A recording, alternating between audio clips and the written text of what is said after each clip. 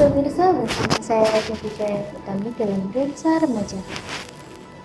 Fenomena penyalahgunaan minuman keras dan maraknya judi online di kalangan remaja kian meresahkan. Tidak hanya merugikan diri sendiri, perilaku ini juga dinilai merusak tatanan nilai sosial masyarakat.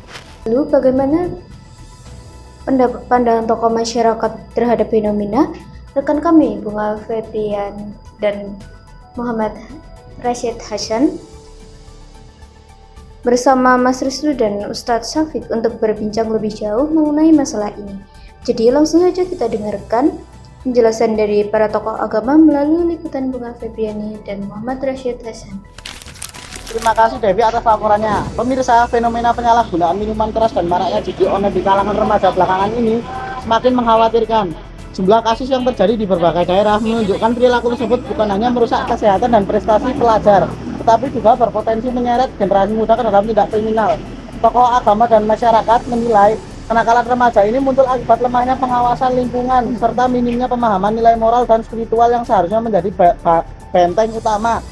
Untuk mengetahui lebih jauh pandangan dari tokoh agama terkait persoalan ini, saya akan mewawancarai Mas Restu dan Mas Syafiq. Warahmatullahi wabarakatuh. Sebelumnya, terima kasih Mas Restu sudah meluangkan waktu untuk berbincang bersama kami. Begini Pak, belakangan ini kita menyaksikan berbagai kasus kenakalan remaja, mulai dari minuman keras hingga judi online, yang tentu saja menimbulkan kekhawatiran bagi orang tua dan masyarakat.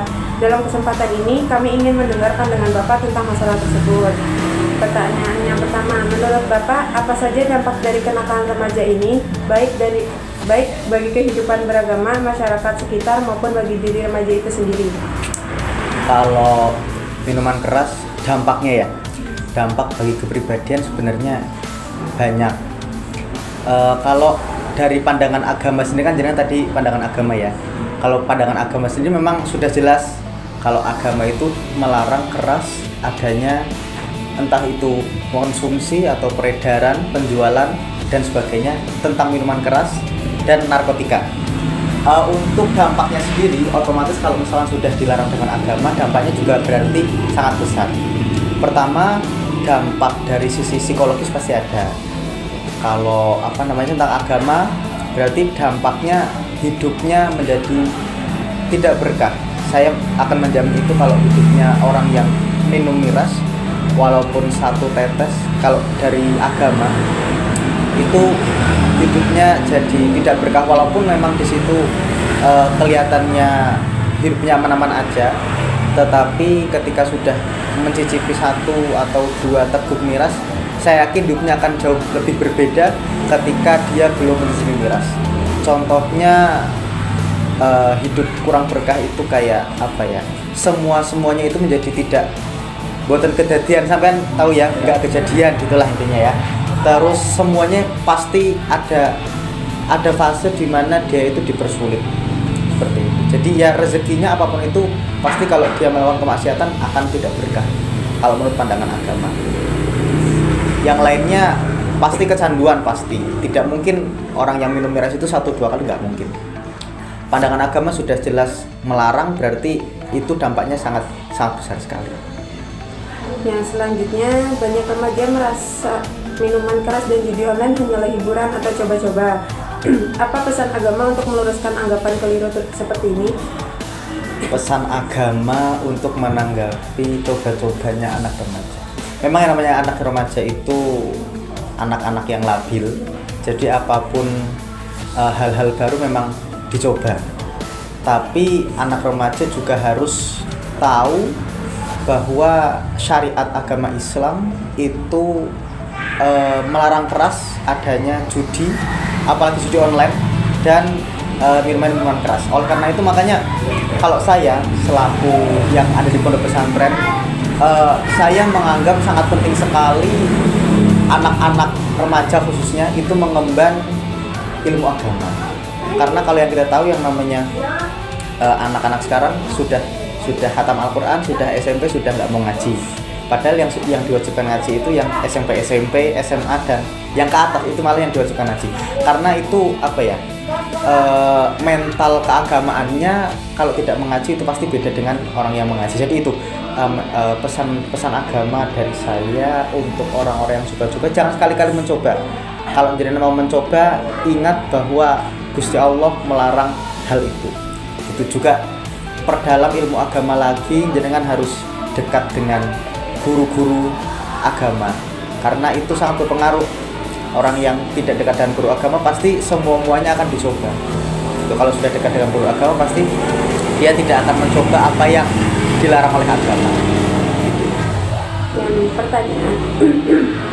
pertanyaan yang terakhir, menurut Bapak sendiri, langkah-langkah apa yang sebaiknya dilakukan oleh keluarga maupun lingkungan sekitar untuk mencegah kenakalan remaja ini, Pak? Ya, kalau pertama dari orang tua sendiri pasti menegur ya. Dari orang tua sendiri pasti mengingatkan dan memberi asupan yang cukup tentang kesadaran keagamaan.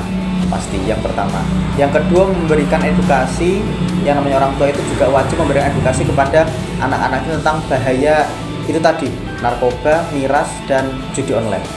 Dan yang ketiga, lingkungan sekitar juga harus saling mendukung, karena kan ada yang namanya norma keasusilaan yang tidak ada tulisan tapi di situ berlaku di masyarakat. Jadi masyarakat juga harus saling memantau.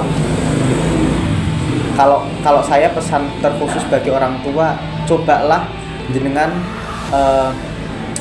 mendidik anak itu dengan ilmu agama. Jadi jangan hanya puas mendidik anak dengan ilmu-ilmu formal, karena ilmu formal itu tidak akan cukup untuk asupan moral keagamaan anak-anak jenengan. Itu pesan saya. Jadi orang tua juga harus memasuki anak-anaknya itu dengan ilmu agama agar itu tadi tidak ada rasa untuk dia itu bisa melakukan hal-hal seperti itu. Kalau dari saya seperti itu. Baik, terima kasih banyak Pak Restu atas waktunya. Penjelasannya sangat bermanfaat bagi kami. Assalamualaikum warahmatullahi wabarakatuh. Waalaikumsalam warahmatullahi wabarakatuh. Mas Syafiq, sebelumnya terima kasih atas waktunya. Begini Mas, saat ini kan sering sekali kita mendengar tentang kenakalan remaja, khususnya di kalangan pelajar. Di antara itu ada penyalahgunaan minuman keras dan judi online semakin meresahkan, bahkan berdampak pada masa depan generasi muda. Dalam kesempatan ini kami ingin mendengar pandangan Bapak tentang masalah tersebut. Waalaikumsalam warahmatullahi wabarakatuh. Terima kasih Mas Aji sudah bertanya, sudah wawancara. Ya, ini hanya sebatas pendapat saya tentang yang sekarang, realita yang sekarang terjadi, yaitu judi online sama khamar sama minuman keras. Al-Quran, Allah melalui Al-Quran, melalui wahyunya kepada Nabi Muhammad menerangkan dalam surat Al-Maidah ayat 90, A'udzubillahi minasyaitonir rajim, ya ayyuhalladzina amanu innamal khamru wal maisir wal ansab wal azlam rijzum man amila syaitan fajtanibuhu la'allakum tuflihun. Ya ayyuhalladzina amanu, he orang-orang yang beriman, he wong kang padha iman, innama sak temen innamal khamru sak temene khamr niku napa? Khamr niku alkohol. Wal maisiru lan maisir itu judi. Wal ansabu wal azlamu rijsum man amila syaitan, yaitu berhala, menyembah berhala, berkurban untuk berhala dan mengundi nasib niku sebagian adalah perbuatannya, termasuk perbuatannya syaitan. Makanya jauh-jauh hari ketika Nabi Muhammad diturunkan kepada umat Islam sudah mendapatkan wahyu untuk menghindari yang namanya khamar dan menghindari yang namanya maisir atau pengundian atau berjudi.